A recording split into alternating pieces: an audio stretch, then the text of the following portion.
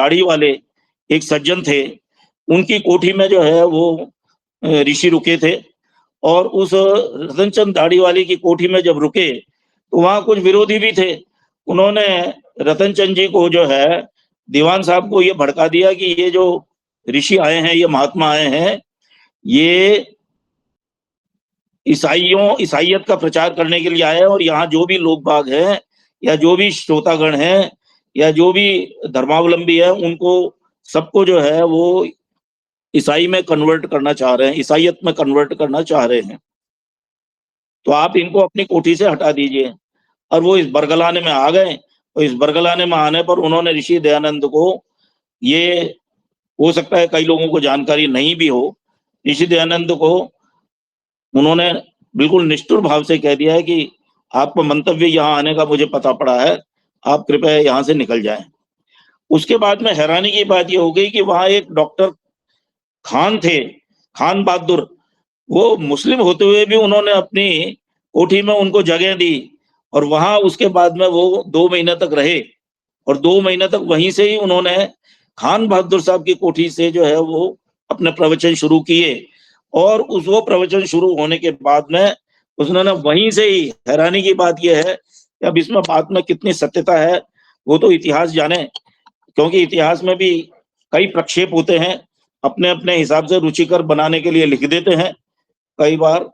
तो उन्होंने वहीं पर ही लाहौर आर्य समाज की स्थापना 24 जो है वो यूं कहना चाहिए कि जून 1877 में उस खान साहब की कोठी से की। हैरानी की बात यह है, एक मुसलमान की कोठी से आर्य समाज की स्थापना अपने आप में एक बहुत बड़ी आश्चर्य वाली बात है, अचंभित करने वाली बात है। तो लाहौर आर्य समाज की स्थापना के संबंध में एक विशेष बात यह है कि आर्य समाज के जो नियम काकरवाड़ी बम्बई में 10 अप्रैल 1875 में जो बनाए थे, वे संख्या में विस्तार के साथ अधिक, और कितनी बातें ऐसी थी जो उपनियमों के अंतर्गत जो है वो आनी चाहिए थी, क्योंकि वे आर्य समाज के उद्देश्य और मंतव्य से नहीं थी। वो जो 28 जो थी, उनमें आर्य समाज के जो विशेष उद्देश्य और मंतव्य नहीं थे, और मंतव्य नहीं होने से जो आर्य समाज का जो संगठन और सदस्यों के परस्पर व्यवहार में संबंध जो है वो नहीं जो है वो बनता था। तो निचोड़ के तौर पर जो है उन्होंने वहां जो काकरवाड़ी आर्य समाज में जो 28 उपनियम थे, वहां लाहौर आर्य समाज से इन 10 जो है वो नियमों को जो है वो स्थापित किया, जिनकी आज हम हमेशा वही हर आर्य समाज में वो नियम मिलेंगे, और हर आर्य समाज में वो नियम जो है उन्हीं की जो है वो अब यूं कहना चाहिए एक शेड्यूल हो गया है।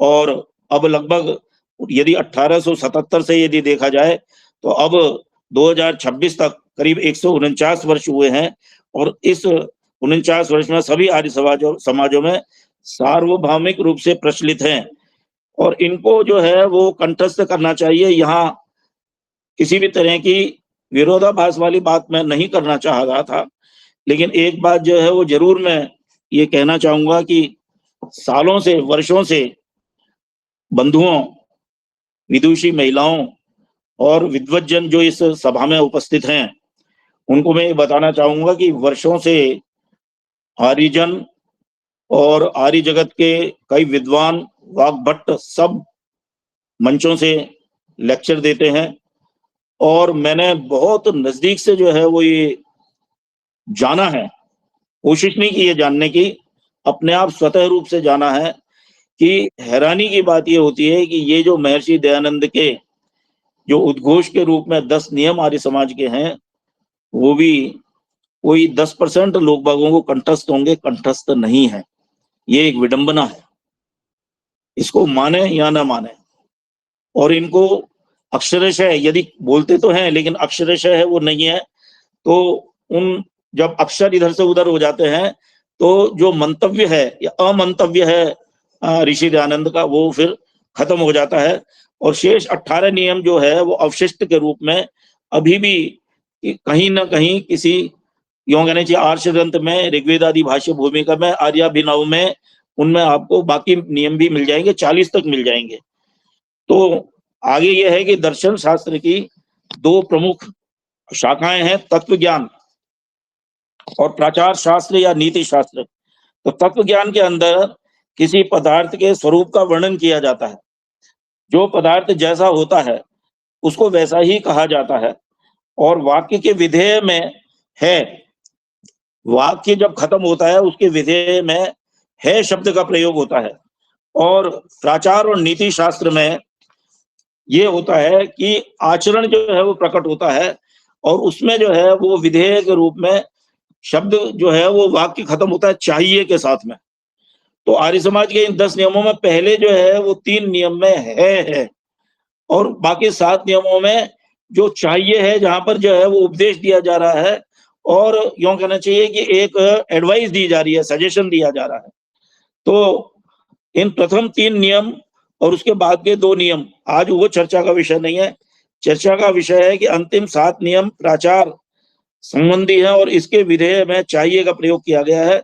तनिक इन तथ्यों पर आर्य समाज के 1 से लेकर 10 नियमों का ध्यानपूर्वक आप अवलोकन कीजिए तो आप पाएंगे कि ऋषि की प्रज्ञा कितनी महान थी, कमाल की प्रज्ञा थी। और इससे स्पष्टतः है कि इन नियमों की रचना का क्रम, अच्छा एक बात है, 10 नियमों में से जो रचना का जो क्रम है वो भी बड़ा तर्कपूर्ण है और तर्कपूर्ण होने के कारण आप इनके जो है वो श्रृंखला को या अदला बदली नहीं कर सकते। अब प्रक्षेप रूप में यदि कोई करना चाहे तो वो भी मैं सोचता हूँ कि वो कर नहीं पाएगा। किसी भी सभा ने इसके लिए निषिद्ध किया हुआ है कि आर्य समाज के जो नियम ऋषि दयानंद ने दिए थे उनकी श्रृंखला वो ही रहेगी। 1 वाला 2 में नहीं जाएगा, 2 वाला 3 में नहीं जाएगा, 3 वाला 1 में नहीं जाएगा। तो ये बात है। तो आइए अब मैं आज के मुख्य विषय आर्य समाज के 6वें नियम से अंतिम 10वें नियम की व्याख्या और ऋषि के मंतव्य और अमंतव्य पर आता हूं। समय की भी अपनी सीमा होती है। उद्बोधन की विषय पर बोलने की श्रोताओं की अपेक्षा ये रहती है कि कुछ बातों पर मैं केवल ध्यान आकर्षित करूं और समय जो है वो जाया न किया जाए। तो आपको सबसे पहले सीधा सीधा आता हूं 6ठे नियम के लिए। संसार का उपकार करना इस समाज का मुख्य उद्देश्य है। देखिए बड़े ध्यान से, आज जो मैं बताने जा रहा हूं वो शायद हो सकता है कुछ विद्वानों का ध्यान उस तरफ गया हो, लेकिन आज जो मैं बताने जा रहा हूं उस पर शायद मैं आपका ध्यान आकर्षित करूं कि ऋषि के हर नियम में कोई ना कोई जो है वो यूं कहनी श्रृंखला बनी हुई है। उस श्रृंखला में आप किसी भी तरह का जो है वो यूं कहना चाहिए कि परिवर्तन करेंगे तो उनके अर्थ का अनर्थ हो जाएगा, अर्थ भी बदल जाएगा। तो संसार का उपकार करना 6ठा नियम है, इस समाज का मुख्य उद्देश्य है, अर्थात शारीरिक, आत्मिक एवं सामाजिक उन्नति करना। पढ़ने में तो सीधा सीधा सा लग रहा है, पढ़ने में सीधा सीधा लग रहा है, बोलने में भी सीधा सीधा लगता है कि इसी उद्देश्य की प्राप्ति के लिए ही व्यक्ति अपने काम किया करता है। यदि गहराई से देखा जाए तो ये कर्म मनुष्य द्वारा किए स्वार्थपरक होते हैं। इन कर्मों को मनुष्य अपने परिवार का हित करता है, तथापि उद्देश्य सामयिक, सार्वजनिक या स्थानीय हो सकते हैं। संस्थाओं की स्थापना बहुजन हिताय, बहुजन सुखाय के उद्देश्य से होती है और महर्षि ने आर्य समाज की स्थापना का वैदिक नाद जो दिया था वो कृण्वन्तो विश्वम माध्यम से दिया था। तो उसको बुलंद करते हुए ऐसी इस मुख्य उद्देश्य के साथ की थी, जिसका प्रमुख ध्येय निस्वार्थ भाव से शारीरिक, आत्मिक और सामाजिक उन्नति करना। अब कुछ जो है वो ये बता रहा हूं मैं कि उपकारिषु या यह साधु साधुत्वे तस्य को गुणः, अपकारिषु यह साधु सह साधु सद्वित रुच्यते। You are, I am good to you, why? Because you are good to me. तो सभी बात है कि एक मनुष्य किसी का उपकार यदि करता है क्योंकि वो खुद उपकार जो है वो ले रहा है, इसमें कोई नई बात नहीं है। आनंद तो तब है या मूलभूत सिद्धांत तो तब बनता है सामाजिक, जब आपका यदि कोई भला ना करे, अपकार करे और फिर भी आप उसको उपकार जो है वो आप कर रहे हैं, उसके लिए किसी भी तरह की आप कोई जो है वो बाधा नहीं डाल रहे हैं, उसके आपके मन में उसके प्रति कोई भी जो है वो यूं कहना चाहिए कि वैराग्य ना हो और किसी भी तरह की वितंडा ना हो। तो दयानंद सरस्वती इसके आज 150 वर्ष बाद भी इसके जीते जागते अनूठे उदाहरण है कि उन्होंने यूं कहना चाहिए कि राजा महाराजा जसवंत सिंह की जो यूं कहना चाहिए कि रखेल नन्ही भक्तन, उसके बरगलाने से उनके जो व्यक्तिगत पाचक जगन्नाथ, उसने कांच पीस के और ऋषि को दूध में पिला के और जहर बना दिया और वो काल कल्वित हो गए असामयिक। उसके बाद में भी महर्षि दयानंद ने जगन्नाथ को बुला के, ये अपने आप में इतिहास है, कहा कि रात के अंधेरे में तू नेपाल भाग जा, और कुछ अशर्फियां दी, 75 अशर्फियां दी, कहा कि तू इसी के लिए जो है वो तूने मुझे मारा था।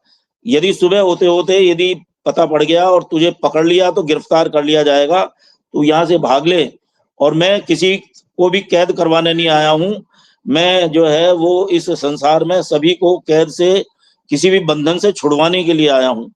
तो वो व्यक्ति जो है वो देखिए कि विश्वपाल ने उनको परलोक की अंतिम यात्रा पर भेजने का जो काम किया, और असामयिक काल कल्वित 1 महीने की दारुण अवस्था को झेलते हुए वो जो है वो इस इहलोक से परलोक चले गए। उसके बाद में भी दयानंद ने इतने जघन्य अपराध के लिए उनको क्षमा कर दिया। तो स्वामी दयानंद ने सामाजिक उन्नति से पहले व्यक्ति की शारीरिक और आत्मिक उन्नति। अब आप ये देखिए कि आर्य बंधुओं, माताओं और बहनों, आर्य समाज के इस छठे नियम की विशेष महत्ता आपने कभी जो है वो जानने की कोशिश की? आनंद की बात है, संसार का उपकार करना इस समाज का मुख्य उद्देश्य है, अर्थात शारीरिक, आत्मिक एवं सामाजिक उन्नति करना। किसी ने कभी गौर किया कि ऋषि दयानंद ने शारीरिक को सबसे पहले क्यों लिया, आत्मिक को फिर उसके नेक्स्ट जो है वो डोर पर आत्मिक को क्यों लिया, और अंत में तीसरे स्थान पर सामाजिक जो है वो क्यों लिया? वो इसके क्रम को जो है वो श्रृंखला को दूसरी तरीके से भी तो बदल सकते थे। वो ये कह सकते थे कि भाई पहले आत्मिक करते हैं, फिर शारीरिक करते हैं, फिर सामाजिक करते हैं, या पहले सामाजिक कर लेते हैं फिर आत्मिक कर लेते हैं। बात तो तत्व की है, तीनों ही आने चाहिए, ऐसा नहीं किया उन्होंने। ऋषि दयानंद ने बहुत ही यूं कहना चाहिए कि एक शानदार तरीके से पूरा उसमें यूं कहना चाहिए कि एक श्रेष्ठतम गहन विचार करके पहले जो है शारीरिक, फिर आत्मिक और सामाजिक क्यों किया वो मैं बताता हूं आपको। कि योगी की था को पाना सचमुच हम जैसे अल्प बुद्धि वालों के लिए एक दुर्लभ काम है, यही क्रम सर्वोपरि है और छठे नियम में संकलित किया हुआ है। तो महाराज जो है वो भर्तृहरि का एक श्लोक बहुत फेमस है, वो प्रसंगवश में देना चाहूंगा यहाँ पर कि यावत स्वस्थमिदं शरीर मरुजम यावज्जराज दूरतो यावच्चेन्द्रिय शक्तिर प्रतिहिता यावत क्षयो नायुषः आत्मश्रेयसि तावदेव विदुषः कार्य प्रयत्नो महान् संदीप्ते भवते तु कूप खननम प्रत्युद्यमः क्रीदिशः। जब तक शरीर स्वस्थ है, बुढ़ापा दूर है, इंद्रियों का बल क्षीण नहीं हुआ है, जीवन चल रहा है, तब तक ही बुद्धिमान व्यक्ति को आत्म कल्याण के लिए प्रयत्न कर लेना चाहिए। और क्योंकि शरीर, इंद्रिय और आयु के क्षीण होने पर आत्मा परमात्मा के चिंतन की बात करना ऐसा समझिए जैसे आग लगने पर कुआं खोदना। तो आत्मिक उन्नति का अभिप्राय सीधा सीधा ईश्वर प्रणिधान में रत होना है, और वो जीवात्मा का धर्म जो है वो यूं कहना चाहिए कि व्रत, तप, ब्रह्मचर्य का पालन करते हुए ज्ञान प्राप्ति करना और अविद्या आदि पंचकोशों से मुक्त होना ही उनकी उन्नति की चरम सीमा है। तो परमेश्वर की उपासना करके अविद्या आदि क्लेशों से निवारण तथा अधर्म आरूढ़ दुष्ट गुणों का निवारण करके शुद्ध विज्ञान और धर्मादि शुभ गुणों के आचरण से आत्मा की उन्नति करके जीव मुक्ति के को प्राप्त जो करना होता है। तो आत्मा नदी, भारत पुण्य तीर्थ, सत्योदका, धृतिकूला, दयोर्मी, यह जीवात्मा एक नदी है, इसमें पुण्य ही तीर्थ है, सत्य रूपी जल है, धैर्य ही किनारे हैं, इसमें दया की लहरें उठती हैं। पुण्य कर्म वाला मनुष्य इसमें स्नान करके पवित्र होता है, क्योंकि लोभ रहित आत्मा सदा पवित्र ही है।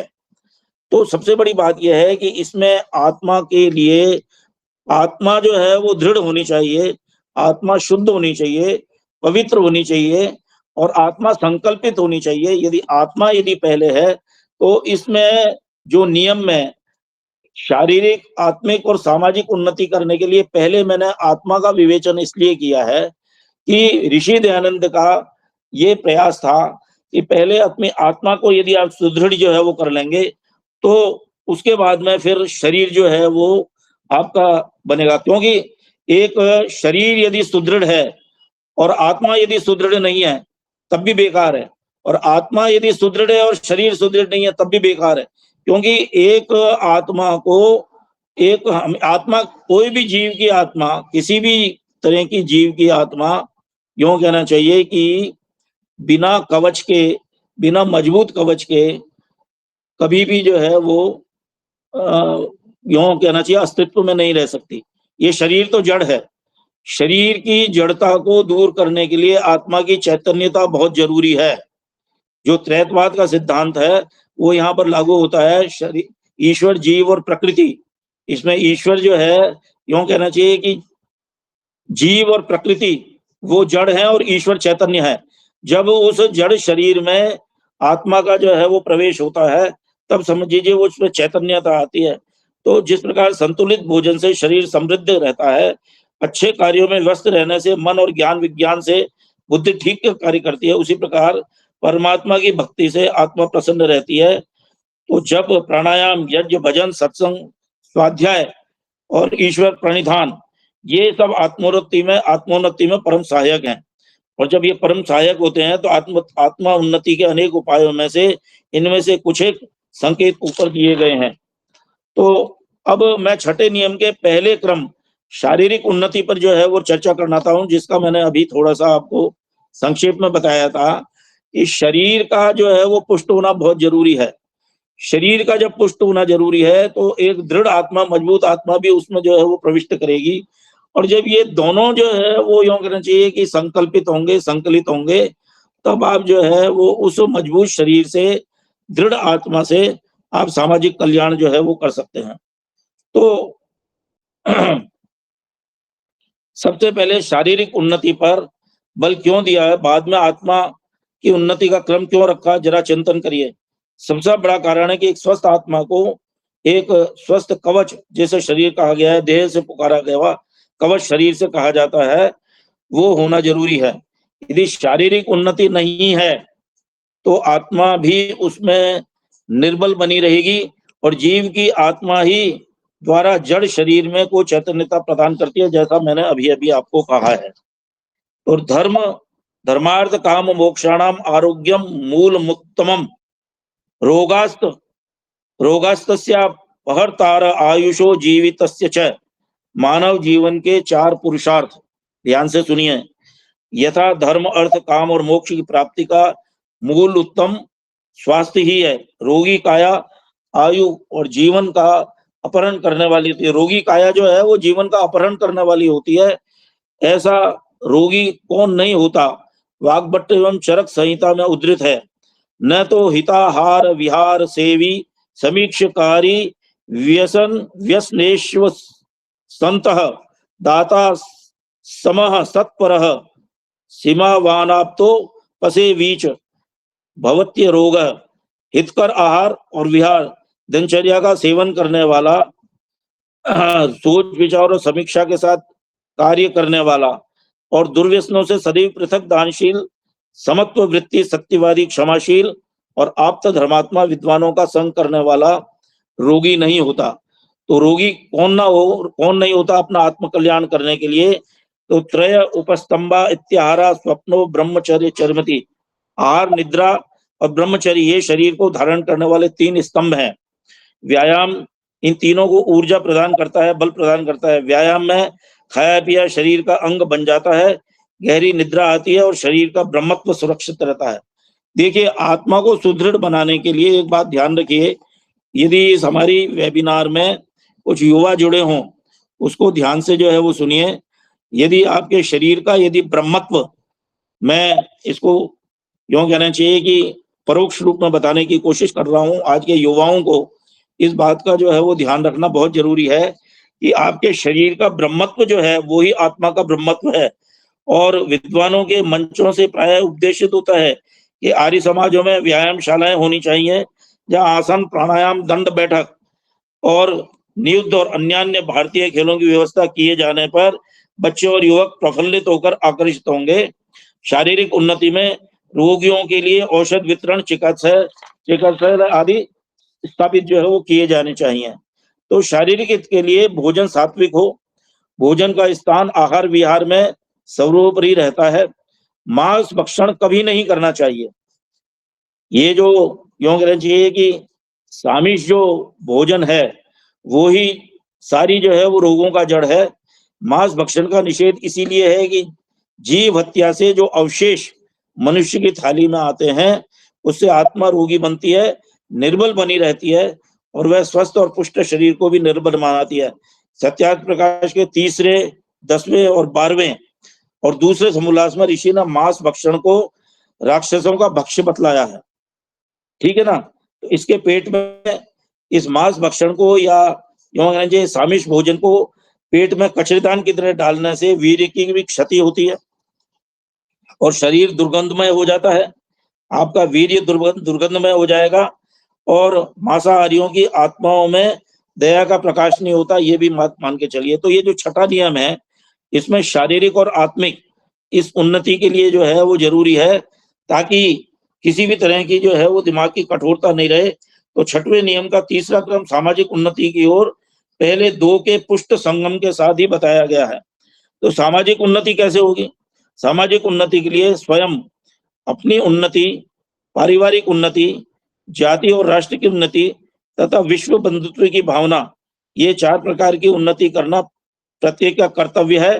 तभी सामाजिक उन्नति जो है वो संभव हो पाएगी।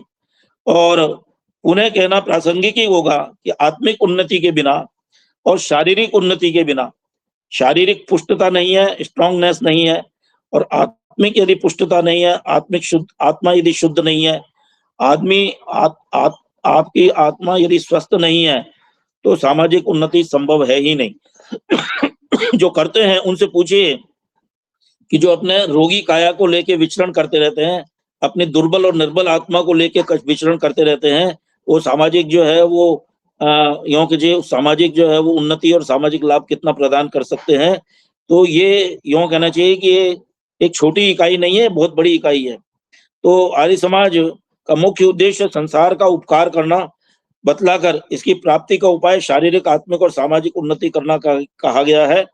तो इसके क्रम में जो है वो ये मैं सभी आर्य बंधुओं को ये बतलाना चाह रहा हूं कि इसके क्रम में किसी भी तरह का बदलाव इसीलिए नहीं हो सकता कि इसको मान के चलिए कि आर्य समाज के जो 10 नियमों में छठा नियम में जो शारीरिक और आत्मिक और सामाजिक उन्नति का अपने आप में स्पष्ट है कि वो जब तक व्यक्ति शारीरिक दृष्टि से आत्मिक रूप से आत्मिक बल को पुष्ट करते हुए यदि वो नहीं चलेगा, तो यूं कहना चाहिए कि उसकी उन्नति सामाजिक जो है वो उन्नति भी संभव नहीं होगी। और आर्य समाज का उद्देश्य यही है कि अल्टीमेटली कल्याण की भावना से सामाजिक उन्नति जो है वो जरूर होनी चाहिए।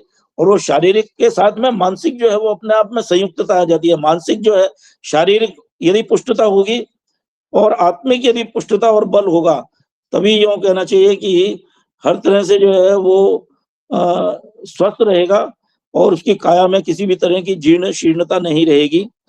जो स्वामी दयानंद, श्रद्धानंद, पंडित लेखराम, गुरुतत्व विद्यार्थी आदि क्रांतिकारी जो उपदेश नेताओं के भाषणों का जो श्रोताओं पर जादू का सा जो प्रभाव पड़ा था, इसीलिए पड़ता था कि वो आत्मिक बल इन विद्वानों का बहुत था। श्रद्धानंद देख लीजिए, उसमें जिंदगी के यूं कहना चाहिए कि भौतिक साधनों की क्या कमी थी और कौन सा ऐसा दुर्गुण नहीं था जो श्रद्धानंद में नहीं था, जो मुंशीराम उनका जो नाम था। लेकिन उसके बाद में देखिए आत्मिक जो है वो जब उन्नति की तो उससे शारीरिक उन्नति भी हुई। शारीरिक निर्बलता रही जब तक वो सारे व्यसनों में पड़े रहे, उसके बाद में फिर सामाजिक जो कार्य किया तो उसको मेरे को रिपीट करने की जरूरत नहीं है।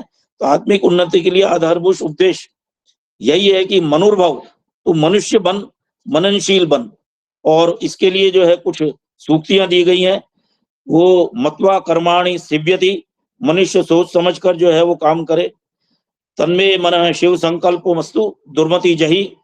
दुर्बुद्धि को छोड़कर मन को सुविचार करने वाला बने, उससे जो है वो आत्मा जो है प्रबल रहेगी, बलशाली रहेगी। दुरितानि परासु है, हे परमेश्वर हमारे सभी दुर्गुण और दुर्व्यसनों को दूर कीजिए। और व्रतम कृणोतु कृणुत, अहिंसा आदि व्रतों का पालन करिए। और कुनोन्नय कर्माणि जिजे विशेषता अकर्मा दस्यु, जो कर्मशील प्राणी नहीं है वो तो एक दस्यु के माफिक है। और हमेशा 100 साल तक हम जो है कर्म करते हुए जिए। और माँ गृद्ध कस्य स्विद्धनम, और ये है कि किसी दूसरे के धन पर हम गिद्ध की भांति कुदृष्टि मत रखें, तभी हम सामाजिक उन्नति भी कर सकते हैं। तो ये 6 सूत्र इतने प्रबल हैं। और फिर यूं कह लीजिए धर्म अर्थ काम और मोक्ष, इसमें लोग बाग क्या करते हैं कि धर्म और मोक्ष के लिए तो जो है वो यूं कहना चाहिए कि कोशिश करते हैं, लेकिन साथ में अर्थ और काम वो उनका मेन जो है वो विषय हो जाता है भौतिक जिंदगी का। उससे उनको जो है वो तिलांजलि जो है वो देने से वो धर्म और मोक्ष की सिद्धि नहीं प्राप्त होगी। तो समाज में सुख और भोग के साधन आवश्यकता से अधिक जब बढ़ जाते हैं तब भी जो है वो परेशानी है। तो आइए इस शारीरिक, आत्मिक और सामाजिक उन्नति पर मैंने काफी प्रकाश डाल दिया है और समय जो है वो भागा जा रहा है। तो सबसे बड़ी बात यह है कि दुष्टों के पापों और अवगुणों की कथाएं तो अपार हैं, हमें कभी डरना नहीं चाहिए। और समाज में जब निकले हैं समाज की उन्नति करने के लिए, तो ये 2 जो है वो प्रबल तत्व पहले जो है वो ध्यान रखें। और समाज में व्याप्त जात-पात, छुआ-छूत, बाल विवाह, मादक द्रव्यों का सेवन, जुआ, लिव इन रिलेशनशिप जैसी कुरीतियां जो व्याप्त हैं, उनको जो है जब आप दूर करेंगे तो सामाजिक उन्नति जो है वो संभव हो पाएगी। और उससे उसके सुधार संबंधित साहित्य को जो है वो लोग बाग में बांटा जाए। कई आपने देखे होंगे कई संस्थाएं जो कृष्ण मंदिर में है और ये वृंदावन में जो इंग्लिश टेम्पल है या गीता वाले जो हैं वो अपनी पुस्तकों को जो है चौराहे चौराहे पर बांटते हैं। वो हम में बहुत कमी है, उनकी कट्टरता और दृढ़ता, चाहे उनके लिए हम कुछ भी कहें, लेकिन वो इस तरह से जो है वो बांटते हैं। तो वो साहित्य 10 को बांटेंगे तो एक तो पढ़ेगा, उससे बड़ा जो है वो प्यार होता है। तो हम खंडन नहीं करने हैं, खंडन का अर्थ दूसरे के दिल को दुखाना नहीं होता है। प्यार और प्रेम की अपनी बात जो है वो प्रस्तुत की जाए, वो सबसे बड़ी बात यह है।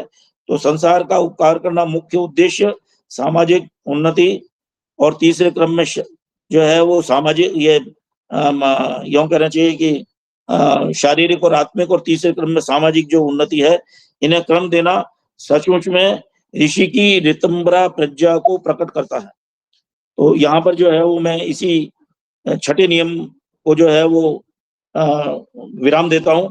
और 7वां नियम है सबसे प्रीति पूर्वक धर्मानुसार यथा योग्य बरतना चाहिए। बीच में ये कहना मैं भूलूंगा नहीं और ध्यान दिलाना चाहूंगा कि आज यदि आचार्य दास साहब ने यदि पहले 5 नियम और आज के इस छठे से लेके 10वें नियम की व्याख्या के लिए यदि प्रयोजन रखा है, तो मैं ये जरूर कहना चाहूंगा, एक संकल्प लीजिए आप कि आप अवश्य जो है वो और कुछ नहीं तो सब कामों को छोड़ के आप उम्र की किसी भी दहलीज पर हों, आप कम से कम यदि अपने आप को आर्य कहते हैं तो ये 10 नियमों को तो आप रट्टा मार लीजिए। आप जब आप रट्टा मार लेंगे, इनको जब स्मरण कर लेंगे, कंठस्थ कर लेंगे, उसके बाद में आप देखिए कि आपका जो है वो कितनी उन्नति होती है। और फिर उन पर जो है वो धीमे-धीमे जब आप रट्टा मार लेंगे और कंठस्थ होंगे ना, तो आप उन पर विचार करना भी शुरू कर देंगे, मनन करना भी शुरू कर देंगे। और फिर जो है वो उसके वो एक प्रगति का जो है वो यूँ कहना चाहिए कि एक समुद्र में जो लाइट होती है ना, सर्च लाइट, उस हिसाब से जो है वो आप इसको अपने जीवन में धारण करने की कोशिश करेंगे। 7वां नियम है प्रीति पूर्वक धर्मानुसार यथा योग्य बरतना चाहिए। सबसे बड़ी बात यह है कि इस पर 3 बातों की तरफ मुख्य रूप से ध्यान आकर्षित किया है। एक तो प्यार और स्नेह बना रहे, और प्यार और स्नेह बनाने के लिए ये संयोग या संवेग नहीं है, संयोग नहीं है।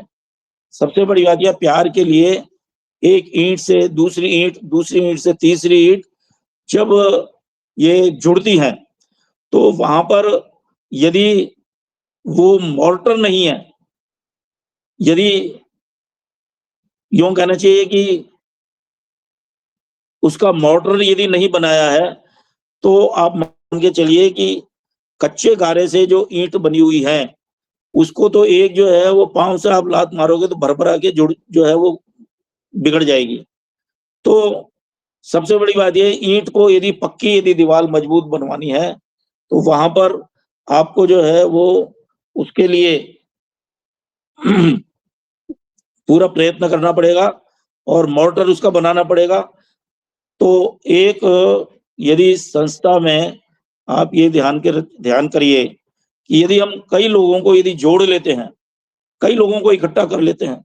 आप ये देखिए इस समय राजनीतिक पटल चल रहा है, कई लोग उठा-पटक कर रहे हैं, कई इकट्ठा हो रहे हैं। लेकिन वहाँ यदि प्रीति की भावना नहीं है, स्नेह की भावना नहीं है, आपस में यूँ कहना चाहिए कि दुलार की भावना नहीं है, एक-दूसरे के प्रति जो है वो प्रेम पाश की भावना नहीं है, तो आप भले ही जो हज़ारों की भीड़ इकट्ठी कर लीजिए, लाखों की भीड़ इकट्ठी कर लीजिए, उसका कोई जो है वो मायने नहीं रहता। यहाँ तक कि पशुओं, पक्षियों और सभी जीवों में भी प्रेम करने का उपदेश होता है। यह बात मानने में कोई भी संकोच नहीं कि मनुष्य के विकास में पशु-पक्षियों का योगदान कोई छोटा योगदान नहीं है। दूध और अन्न का उपार्जन पशुओं के बिना संभव नहीं है और जहाँ प्रेम, वहाँ ईर्ष्या और द्वेष नहीं ठहर पाते। सबसे बड़ी बात है प्रेम और ईर्ष्या बिल्कुल नहीं जो है वो वहाँ कहीं पर ठहर पाते। तो 7वें नियम के सबसे प्रीतिपूर्वक शब्द से स्पष्ट होता है कि संसार भर के जितने भी मनुष्य हैं, उनसे बिना जाति, मजहब, भाषा, वर्ण, ऊंच-नीच, अपने पराये के भेद के स्नेहपूर्ण व्यवहार यदि करेंगे, तो इसका सुपरिणाम ये होगा कि समाज में फैली बैर, शत्रुता और घृणा स्वतः मिटती चली जाएगी। कहा भी है कि करूं मैं दुश्मनी किससे अगर दुश्मन भी हो अपना, मोहब्बत ने नहीं छोड़ी जगह दिल में अदावत की। तो अयम निज पर्ववेति गणना लघु चेत साम उदार चरिता नाम नान्तु वसुदैव कुटुंबकम। यह मेरा है, यह तेरा है, यह दूसरे का है, यह उसका है, ऐसा व्यवहार शुद्र हृदय वालों का होता है। उदार हृदय वालों के लिए यह संस्कार एक कुटुंब के समान है। प्रेम पूर्ण व्यवहार से मनुष्य की तो बात ही क्या, पशु पक्षी और हिंसक जानवर भी वैरभाव छोड़ देते हैं। जब हमारे मन में किसी के प्रति घृणा, द्वेष या हिंसा का भाव नहीं होगा, तो देर सवेर दूसरे भी अच्छा व्यवहार करने लगेंगे। आत्मवत सर्वभूतेषु, यानी जैसा सुख दुख मुझे होता है, वैसा शायद दूसरे को भी महसूस होता है। अतः सन्मार्ग पर लाने के लिए तो मधुर और प्रीतिपूर्वक व्यवहार ही सबसे बड़ा विकल्प है। और ये जो इसका अगला जो है, यूँ कहना चाहिए प्रीतिपूर्वक धर्मानुसार। अब इसका जो अगला क्रम है, देखिए ऋषि के कोई भी नियम में आप देख लीजिए, संयुक्तता है, तत्वों की कुछ न कुछ संयुक्तता है। एक तत्व यदि दिया हुआ है, उसका जो है वो अगला तत्व उसका संयुक्तिकरण करेगा और उससे अगला तत्व उसका संयुक्तिकरण करेगा। अकेला कोई तत्व जो है वो ऋषि के किसी भी नियम में नहीं है। आप पहला नियम ही ले लीजिए, दूसरा नियम में तो इतना लंबा है, कम से कम 20-22 जो है वो उसमें संयुक्तिकरण कर रखे हैं। तो आप ये देखिए कि ये जो 7वां नियम है, ये भी सबसे प्रीतिपूर्वक धर्मानुसार यथा योग्य बरतना चाहिए। जब पहले प्रीतिपूर्वक और फिर धर्मानुसार सत्य और असत्य को विचार करके जो है वो काम करने चाहिए, वही धर्मानुसार है। अपने बच्चे के प्रति इसका एक उदाहरण है छोटा सा। अपने बच्चे के प्रति आपको प्रेम रहता है, आपने प्रेम में यदि बच्चे ने यदि कोई गलती की है, तो आप उसकी गलती को यदि दंडात्मक यदि गलती है और उस दंडात्मक गलती को भी आप यदि जो है वो अनदेखा कर देते हैं और उसको उस हिसाब से, उसी परिमाण के हिसाब से यदि आप दंड नहीं देते हैं, तो आपने ये समझ लीजिए कि 7वां आदेश देता है कि सत्यासत्य पर विचार करते हुए पुत्र के कृत्य को परिणाम को बताकर सचेत करते हुए और फिर भी वो न माने तो यथोचित दंड अवश्य दिया जाए, अन्यथा समाज में अव्यवस्था फैल जाती है। एक बार चेतावनी दीजिए, बच्चे को प्यार से समझाइए, फिर भी यदि नहीं मानता है, तो इसीलिए वो ये कहा है कि धर्म यही है कि आपने जो है वो किस तरह से समाज के हर व्यक्ति को जो है वो एक माला की तरह से जोड़ के रखा हुआ है। शत्रु, मित्र, तटस्थ और उदासीन, ये चारों प्रकार के व्यक्ति सर्वत्र देखे जा सकते हैं। शत्रु, मित्र, तटस्थ और उदासीन, ये चारों प्रकार के व्यक्ति सर्वत्र देखे जा सकते हैं। सामाजिक कार्यकर्ता को इन सबके साथ में समान भाव, अर्थात ना काहू से दोस्ती, ना काहू से बैर, ये जो है वो आपको भाव रखना अभीष्ट है और यही धर्मानुसार व्यवहार होगा। और इसी नियम की तीसरी कड़ी है यथा योग्य शब्द से है प्रत्यय। उदाहरण का भी बड़ा विचित्र है। अब इसमें एक उदाहरण दिया है जो मैंने दिया है कि जो बकरी है उसको थोड़े से दंड से वो आप वश में कर सकते हो, लेकिन क्या आप एक जंगल में जो शेर घूम रहा है, हिंसक प्राणी है, क्या उसको यदि आप जो है वो थोड़ा सा दंड देंगे तो वो उससे कंट्रोल में आ जाएगा? बिल्कुल नहीं आएगा। वो बात अलग है कि उसको ट्रेनिंग करके पालतू कर लिया, सर्कस में कर लिया, या कई जो है वो व्यक्तिगत जो है वो अपने फार्म हाउस में भी लोग बागों ने कई शेर पाल रखे हैं, लेकिन उसको भी खुला तो फिर भी नहीं छोड़ते। वो जब तक उसको घुमाते हैं, एक पेट डॉग की तरह से घुमाते रहते हैं। उसके बाद में रात को जब रात्रि के टाइम में या यूँ अंग्रेजी अकेले के काल में उनको फिर भी पिंजरे में जो है वो डाल के रखना पड़ता है, क्योंकि वो नुकसान जो है वो पहुँचा सकते हैं। तो मनुष्यों में शारीरिक और मानसिक दृष्टि से हर मनुष्य में भिन्नता होती है और सबका स्वभाव व प्रकृति समान नहीं होते। अतः सबके साथ एक सा व्यवहार व्यावहारिक दृष्टि से संभव भी नहीं होगा और अनुचित भी होगा। तो तो सबसे बड़ी बात यह है कि ये जो यथा योग्य जो व्यवहार है, वो यथा योग्य क्या है? एक मनुष्य के लिए खीर जो है वो बहुत अच्छी स्वादिष्ट है, लेकिन दूसरे मनुष्य के लिए यदि वो रोगी है, तो वही खीर जो है वो पॉइज़न का काम करेगी। तो इसलिए सबको समान भोजन नहीं दिया जा सकता। उसी तरह से व्यायाम और निद्रा की व्यवस्था में भी समानता नहीं रहती है। तो वो समानता नहीं रहने के कारण वैदिक व्यवस्था में मनुष्य जीवन को जो है वो उसी हिसाब से जो है वो परिवर्तित करना पड़ता है। तभी ये जो है नियम प्रीतिपूर्वक धर्मानुसार यथा योग्य जो है वो बरतना चाहिए। तो वैदिक व्यवस्था में मनुष्य जीवन को 4 वर्णों में और 4 आश्रमों में आदिकाल से सनातन पद्धति में से विभाजित किया है। ब्राह्मण, क्षत्रिय, वैश्य और शूद्र। और ये 4 वर्ण है ब्रह्मचर्य, गृहस्थ आश्रम, वानप्रस्थ आश्रम और संन्यास आश्रम। इनके अनेक प्रकार के संबंध है, जैसे स्वामी, सेवक, गुरु, शिष्य, पिता, पुत्र, बंधु, बांधव, वृद्ध, बालक, माता पिता और अधिकारी, मातहत। ये सब अपने अपने संबंध और पदानुसार यथा योग्य व्यवहार करते हैं।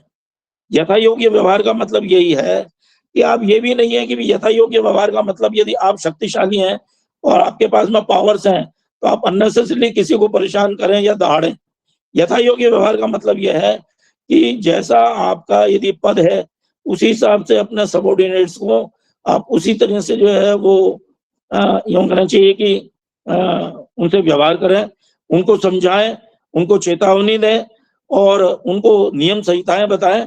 और उसके बाद में जो है वो यदि नहीं मानता है तो दंड का अपना प्रावधान है और दंडित करने का भी प्रावधान है। तभी समाज में व्यवस्था जो है वो अव्यवस्थित नहीं होगी और अव्यवस्था नहीं फैलेगी। इसीलिए ऋषि दयानंद ने इस 7वें नियम को जो है वो बताया कि प्रीति पूर्वक धर्मानुसार यथा योग्य बरतना चाहिए। आपने आते जाते भी अपने जहाँ मोहल्ले वगैरह में देखते हैं, हर आदमी के साथ तो एक सा व्यवहार नहीं करते ना आप। जैसा व्यवहार होता है, आपके सामने जो व्यक्ति आ रहा है उसकी क्या शिक्षा है, उसका क्या स्टेटस है, उसकी क्या जो है वो यूँ कहना चाहिए इकोनॉमिक कंडीशन है, कितना शिक्षित है और कितना नहीं है, कितना बोल सकता है। आप थोड़े समय बाद में जब जान जाएँगे, उसी हिसाब से व्यवहार करना आप शुरू करेंगे। इसमें कोई जो है वो यूँ कहना चाहिए कि आश्चर्य वाली बात नहीं है। ये एक यूँ कहना चाहिए कि स्वाभाविक चीज़ है। लेकिन फिर भी किसी भी तरह का घमंड, अहंकार, द्वेष, ईर्ष्या, इस तरह के तामसिक तत्व जो है वो मनुष्य अपने जीवन में न लाए। यदि हों, तब भी जो है हमारे सामने एक बहुत बड़ी प्रेरणा है श्रद्धानंद, जो मुंशी राम से श्रद्धानंद बदले। उनमें जीवन के ऐसा कौन-सा अवगुण नहीं था या व्यसन नहीं था। उसके बाद में देख लीजिए उन्होंने जो है वो अपना स्वर्णिम इतिहास लिखा है। तो मनुष्य जो है वो किसी को देख के ही जो है वो प्रेरणा जो है वो प्राप्त करता है। And it is not out of actually place to mention कि इस यूँ कहना चाहिए कि वेबिनार में, इस गूगल मीट में मेरे आदरणीय डॉक्टर वेदव्रत आलोक और मेरी बड़ी बहन विश्ववारा यहाँ पर हैं। उन्होंने कभी जो है वो इस बात की चिंता की या नहीं की कि भी सुधीर को हम किस तरह से जो है वो करें, लेकिन मैं उनके लिए, अपने जीजा जी के लिए अपने आप में बहुत ही जीजा जी मेरे लिए अपने आप में एक प्रेरणा रहे, और उन्होंने, मैंने जहाँ तक उनकी कोशिश रही, उन्होंने मुझे उन्नत किया भी है। अब ये आपके उस पर बुद्धि, मैं बुद्धि निर्बुद्ध तो हूँ नहीं, या दुर्बुद्धि वाला तो हूँ नहीं, अपनी बुद्धि भी जो है वो चलानी होती है। अपनी जब बुद्धि चलानी होती है तो आर्य समाज के इन 10 नियमों को जो है वो आप अपने प्रेरणा के रूप में लीजिए। और सबसे बड़ी बात है, आचरण बहुत बड़ी चीज है। यदि आचरण नहीं है तो आप इनको कंठस्थ करते रहिए, कोई फायदा नहीं है। उन पर आपको मनन करना पड़ेगा, चिंतन करना पड़ेगा। जब चिंतन करना पड़ेगा तभी जो है वो बात बनती है। अतः दंड व्यवस्था पर तुलनात्मक प्रकाश डालना इस 7वें नियम की सिद्धि के लिए आवश्यक है। मनुस्मृति के आधार पर दयानंद ऋषि लिखते हैं, जो मनुष्य विवेकी होकर चोरी करे, उस शूद्र को बहुत बढ़िया बताया है कि यथा योग्य व्यवहार का क्या मतलब है। वो ये बताया है कि जो शूद्र यदि चोरी करता है तो चोरी से उसको जो दंड दिया जाए वो 8 गुना जो है वो दंड दिया जाएगा। वैश्य यदि करता है तो 16 गुना दिया जाएगा, और क्षत्रिय करता है तो 32 गुना दिया जाएगा, और ब्राह्मण यदि करता है तो 64 गुना दिया जाएगा। ऐसा क्यों है? क्योंकि समाज में ये जो वर्ण व्यवस्था दी गई थी वो इसलिए दी गई थी कि ये समाज के लिए एक प्रतिबिंब थे, दर्पण थे। और वो ही यदि कोई गलती करते हैं, चोरी करते हैं, या यौन व्यसनों में यदि लिप्त हो जाते हैं, या समाज को गलत दिशा देते हैं, तो उनके लिए जो दंड का प्रावधान है वो उससे कई गुना है। और इसीलिए कहा है कि सामान्य मनुष्य से यदि कोई देश का यदि राजा यदि किसी भी तरह की यदि गलती करता है और त्रुटि करता है तो उसको सहस्त्र गुना दंड जो है वो होना चाहिए। यह सत्याग्रह प्रकाश के 6ठे समोल्लास में भी दिया हुआ है। तो यथा योग्य व्यवहार का यह अनूठा नमूना है, और वर्तमान सरकारें इस व्यवस्था को स्वीकार कर लें तो किसी भी तरह की परेशानी होगी नहीं। लेकिन पॉलिटिक्स मुश्किल ये हो रही है कि राजनीति में जो है वो धर्म नहीं है, धर्म में राजनीति आ गई है। इस कारण से ये सारी जो अन्याय, अत्याचार, चोरी, डकैती, हत्या, अपहरण और ये अपराध बहुत हद तक जो है वो बने हुए हैं, ये मिट नहीं रहे हैं। तो इसका एकमात्र उपाय यही है कि यदि प्रजा पुरुषों से राज पुरुषों को अधिक दंड होवे तो राजपुरुष सामान्य जनता का तो नाश ही कर देवें। इसलिए दंडात्मक प्रावधान में तुलनात्मक व्यवस्था आवश्यक है। आइए अगला नियम फटाफट लेता हूं मैं। 8वां नियम है, आर्य समाज का मुख्य उद्देश्य जो है वो संसार का उपकार करना। इस उद्देश्य की प्राप्ति के लिए जो वो है अविद्या का नाश और विद्या की वृद्धि। तो अविद्या का नाश के लिए पहले आपको ये धारण करना पड़ेगा कि अविद्याएं क्या है और विद्या क्या है। तो विद्याम च अविद्याम च यस्त देदो भयम सह अविद्याम मृत्युम तीर्थवा विद्याम मृतम श्नुते। तो ईशा वास्योपनिषद का जो 11वां जो श्लोक है वो ये है कि जो जैसी चीज है, जो जैसा पदार्थ है, उसको वैसा ही जो है वो रखना चाहिए, और उसमें किसी भी तरह की वितंडा ना रहे। जो व्यक्ति भौतिक कर्म और विद्या, आध्यात्मिक दोनों को एक साथ जानता है, वह अपने कर्म और पुरुषार्थ द्वारा मृत्यु रूपी संसार को प्राप्त कर ज्ञान द्वारा अमृत तत्व को और मोक्ष को प्राप्त करता है। तो यहाँ अविद्या से तात्पर्य यहाँ पर जो है वो अविद्या का मतलब ये होता है कि जरूरी नहीं है कि अविद्या का मतलब केवल मूर्खता ही है, नादानी है, या किसी भी तरह का जो है वो ज्ञान प्राप्ति नहीं है, अज्ञानता है। ऐसा नहीं है। वो ये है कि अविद्या में ऋषि दयानंद ने ऋग्वेदादि भाष्य भूमिका में जोड़ा है कि यज्ञ, दान, तप, लौकिक कर्म और शारीरिक मानसिक प्रयास ये सब अविद्या में शामिल है। लेकिन अविद्या का तात्पर्य अज्ञानता से नहीं है। भौतिक कर्मों द्वारा मनुष्य संसार के दुखों और अर्पणों और मृत्यु के भय को पार करता है, परंतु उसके समकक्ष समझे। हाँ, मैं बहुत जल्दी इसको 3 जो नियम है किसी मैं जल्दी ला रहा हूँ आचार्य जी, कोई शीघ्रता ना करें, अगले 5 मिनट में मैं समाप्त कर दूंगा। तो विद्या में आध्यात्मिकता है और अविद्या में भौतिकता है। इन दोनों को जो है वो या आप समीचीन रूप से यदि जो है वो यदि जोड़ के अपने जीवन में यदि करेंगे तो मोक्ष की प्राप्ति होगी। और इस मंत्र की विशेषता यह है कि जीवन समन्वय का दूसरा नाम है। विद्या और अविद्या के संतुलन पर जोर देके भौतिक जीवन के लिए अविद्या यानी कर्म और आध्यात्मिक उन्नति के लिए विद्या ज्ञान प्राप्ति के लिए जो वो बल देता है। महर्षि दयानंद ने अपनी एक छोटी पुस्तिका व्यवहार भानु नामक लघु पुस्तिका में भी यही प्रश्न दिया है कि विद्या और अविद्या किसे कहते हैं। तो मनुष्य को जो है वो अपने नियमों में जो 8वां नियम है वो विद्या और अविद्या को जो समझना पड़ेगा। और सीधी सी बात है, बड़ा छोटा सा उदाहरण है कि एक अंधेरे में पड़ी हुई रस्सी उसको यदि आप सांप समझ बैठे तो वो अविद्या है, लेकिन यदि सांप को यदि रस्सी समझ बैठे तो वो भी अविद्या है। तो कहने का मतलब यह है कि अब समय नहीं है, इसलिए मैं इस पर बहुत ज्यादा प्रकाश नहीं डालना चाह रहा, और प्रकाश नहीं डालने के लिए विद्या में पराविद्या और अपरा विद्या, इस पर भी आप जो है वो थोड़ा सा मनन कर लीजिएगा। और आर्य समाज का जो नया नियम है, नवम नियम है, वो प्रत्येक को अपनी उन्नति से संतुष्ट नहीं रहना चाहिए, किंतु सबकी उन्नति में अपनी उन्नति समझे। आज की मुख्य परेशानी यही है कि व्यक्ति इतना स्वार्थपरक हो गया है कि वो केवल अपनी उन्नति की तरफ ध्यान दे रहा है और अपनी संतुष्टि की तरफ ध्यान दे रहा है। यदि वो समाज में सामाजिक जो है उन्नति तभी होगी जब वो दूसरे की उन्नति जो है वो में ध्यान रखे। और संगठन सूक्त का जो दूसरा है वो मंत्र यही है, संगच्छध्वम संवदध्वम संभो मनांसी जानताम देवा भागम यथा पूर्वे संजानाना उपासते। एक साथ मिलकर चलें, मिलकर विचार करें, एक स्वर से बिना विरोधाभास के बोलें। देवताओं का यही आचरण रहा है, इसीलिए उपदेश है कि हमारे पूर्वजों का वंदनीय आचरण रहा, और उसी अनुसार हम भी एक सत्यपरक सुंदर हम ये ध्येय रखें और जीवन के लिए हम सभी चिंतन एक समान जो है वो हो जाए। तो यही है। अब 10वां नियम जो है वो मैं ले लेता हूं, और 10वां नियम यही है कि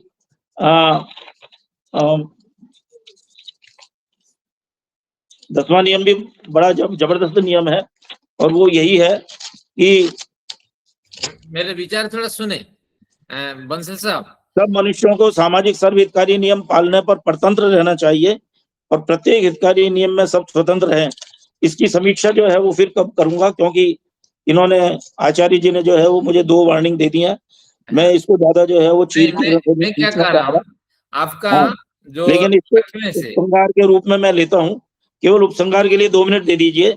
और इन सब नियमों की व्याख्या का निचोड़ यही है कि यहीं पर ही आ जाइए, इसमें 10वां नियम भी आ जाएगा कि गुण नहीं है तो रूप व्यर्थ है, और भूख नहीं तो भोजन व्यर्थ है, सदुपयोग नहीं तो धन व्यर्थ है, साहस नहीं तो तलवार व्यर्थ है, परोपकार नहीं तो मनुष्य व्यर्थ है, श्रद्धा नहीं तो कोई भी पूजा व्यर्थ है, व्यर्थ अर्थ नहीं तो शब्द व्यर्थ है, और प्रेम नहीं तो जीवन व्यर्थ है, बुद्धि नहीं तो ज्ञान व्यर्थ है, और विनम्रता नहीं तो विद्या व्यर्थ है। सच कहा जाए तो किसी तरह के क्रोध को प्रकट करने की जरूरत ही नहीं है। इन सब सात्विक गुणों के अभाव में मनुष्य पर दया ही की जा सकती है कि इतना कीमती मनुष्य शरीर न जाने कितने जन्मों के बाद चक्र के बाद मिला होगा, वह व्यर्थ ही जाएगा। अहंकारी से बड़ा मूर्ख इस संसार में कोई नहीं होता, और प्रतिभा और अहंकार कभी भी साथ में नहीं रह सकते। इन्हीं शब्दों के साथ में आर्य समाज के 10 नियमों का सतोगुणी निचोड़ ये है कि संकल्प लें। आर्य बंधुओं, माताओं, बहनों और विदुषी जो बहनें मेरी यहाँ बैठी हैं, अभी भी कौन सी देर हुई है, जब जागे तभी सवेरा। उम्र की दहलीज कहीं कोई बाधा नहीं होती है। संकल्प आपका पक्का होना चाहिए, इरादा पक्का होना चाहिए, आपका रुझान होना चाहिए हमेशा अपनी वैयक्तिक उन्नति और सामाजिक उन्नति के लिए। और ये आर्य समाज के 10 नियम अपने आप में बहुत बड़ा दर्पण है। इन पर विचार करिए, मनन करिए, चिंतन करिए रोज जो है, क्योंकि बर्तन गंदा होता है, उसको रोज जो है वो मांजा जाता है। वो मांजा इसीलिए जाता है कि फिर वो गंदा होगा, फिर उसमें कुछ गंदगी आएगी, फिर उसको मांजा जाएगा। इसी तरह से हमारा मस्तिष्क है, हमारा शरीर है, हमारी आत्मा है, इन सबको जो है वो मजाई होती रहनी चाहिए। तो जीवन का जो है वो स्वार्गिक आनंद प्राप्त होगा, और जीवन का उद्देश्य जो है वो सफल होगा। इन्हीं कुछ शब्दों के साथ में मैं 2-4 मिनट जो है वो ज्यादा ले लिए, इसके लिए क्षम्य हूँ। मैं अपनी वाणी को विराम देता हूँ। धन्यवाद। सबसे पहले तो मैं बंसल साहब का धन्यवाद करना चाहता हूँ, और उन्होंने समय का ध्यान रखा। लेकिन बात यह है कि हम लोगों को ये पसंद नहीं आया, क्योंकि अभी 3 और बिंदु जो है आपको अगले व्याख्यान में उसको स्पष्ट करना है 8 से 10 तक।